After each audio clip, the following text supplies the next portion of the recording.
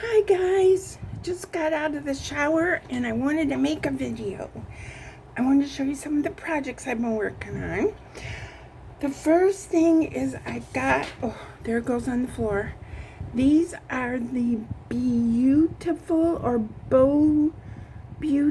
slippers from, I'm out of breath, from Willow Yarns was the pattern. And see the little bow I made? It's a little hard to, but this was in the pattern. Now I was making the size 9 and these came out smaller than a size 7. So I go to get my nails done on Monday and I'm gonna see if the girl that does my nails can wear these, because they have to have a home. They're just like so pretty and they came out nice, but they really came out small. The pattern's on the floor. Ugh. I showed you this before. The pattern called for an F hook, and I thought I was going to go up to a G, but I ended up using the F hook. And if you look at the sizing, right here it says size 8, size 9, size 10. And the numbers in the parentheses is what you follow, okay? So let's see. I'm going to turn this so I can show you another spot. So like down here at the bottom, the first number in the parentheses is 25. So that means you chain 25. Over here, the second number in the parentheses tells you, how many stitches, and this is not a size 9. I mean, I have some charts that tell you how many inches, and I use those to make socks. And they tell you how many inches to do from the toe to the front of the ankle, which would be where your leg goes up. And that kind of stuff.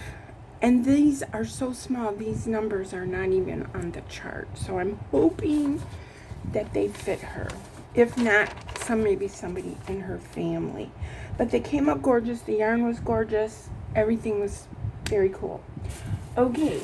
The next thing I'm working on is a corner to corner Santa Claus. Hopefully you can see he's starting to come out. This pattern is using, what is it using? I brought the labels right here. It is using Hometown. Somebody donated this yarn to the Crochet Club. There's Hometown, and see the yarn was on clearance. It's a 6 bulky. It's 100% acrylic. And one color is Cincinnati red and one color is New York white. So they donated, I don't know, 4 or 5 skeins of the red and 2 skeins for sure of the white, New York white. So I ran out of the New York white, and so I had to order some. So I'm waiting from Walmart to get, it said that it was a bonus bundle, and it said that it was 10 ounces, where these are 5 ounces. Right there, this is the white. They were 5 ounces. So I got 10 ounces. I don't have that much more white to go, but I have a lot of red. The pink I've been using is a Mary Maxim yarn. It's Mary Maxim Maximum Value. And if you guys have seen some of the recent videos from Hirschner's, and they have the worsted 8. I like the Mary Maximum Value better. I think it's softer. But then again, we do know that depending on what color it is, sometimes it can be softer. So what I'm doing is, the reason it's all like this is at the end of the skein. But, did I bring the pattern? I didn't bring the pattern. I'm using 4 strands of this, you know, so like I'm pulling it off like this, you know, and using that. The pattern is from Repeat Crafter Me. Ooh, it says my battery's getting low on my camera. And I can link it below, but I really do like it. So we had that donated yarn, and I thought that I would go ahead and do that Santa to use up the yarn, and then maybe we can raffle it off at the craft show. This is the end of July, so in September I'll be booking the tables for our December craft show. Okay, the next thing I'm working on. I am working on Walker organizers. It has 3, they call them flaps. It has 3 flaps. I haven't tried this on a Walker yet, but I had this yarn. This is with the rest of a jewel tone Ogo. It's a red heart Ogo. The colorway is jewel tone. And I just thought that would be cool. And see, here's additional pockets. Like they can put her glasses down in this one. Now, what was weird about this pattern is if you look at the pattern, it only has 2 pouches. But if you read the directions, it tells you how to make 3 pouches. So it was kind of confusing because you're reading it and it's telling you to start from the right side, which would be this side, the right front, and count 19 stitches and do a line. Then it says to count to 29, so we know that from the right side edge. So that's 10, and do another row of stitching. And so that gives us 3 pockets where the picture only shows 2. So that was a little fishy because you're reading it and you're going, huh? But here's another picture of it on the Walker. And I guess this one's on the Walker too. So I thought this would be a good idea. So what I'm going to do, how it works out is you do 1 panel, and this panel is 6 inches wide, I guess you would call it, and it's all single crochets. Then you do another panel 9.5 inches wide, which is panel number 2, yes, and then you do panel number 3, okay, which is 12 inches. So you do panel number 3, and then you put your flap on. You know, you just continue up, and you do 6 rows, 8 across. Then you cut your yarn and you skip 14 and do your next one. Cut your yarn, skip 14 and do the last one. Then you come back around, you know, because you're over here, you're up here. You come back around and you do the border, I guess you're called, or the edging. I don't know what they call it. What do they call it? Finishing. It's just finishing. So then you do the pockets, and I already explained, you know, the 19 and then 29. And then we're going to put Velcro on it. And I have some Velcro left over. And so I have to read the directions about the Velcro. So I'm going to put that on here. So here's number 1. And I finished the panels for number 2, for the first one. And I was right, it was a car ride. I had a 4-hour car ride. We took someone to the airport in Orlando. And I just started another one, so I have enough to make this. And then I used a black Ogo, Red Heart black Ogo for the black. And so then I'm going to go ahead and do panel number 3 and then put this together. So then I'll have 2 of those. So let's see, is that everything that's in my pile? It's everything that's in my pile, you guys. Also, what am I working on? I'm working on the snowman kitchen towels.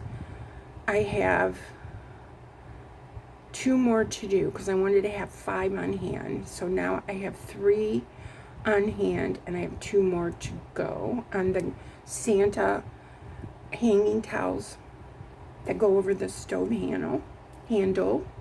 And then I'm also working on a corner to corner blanket.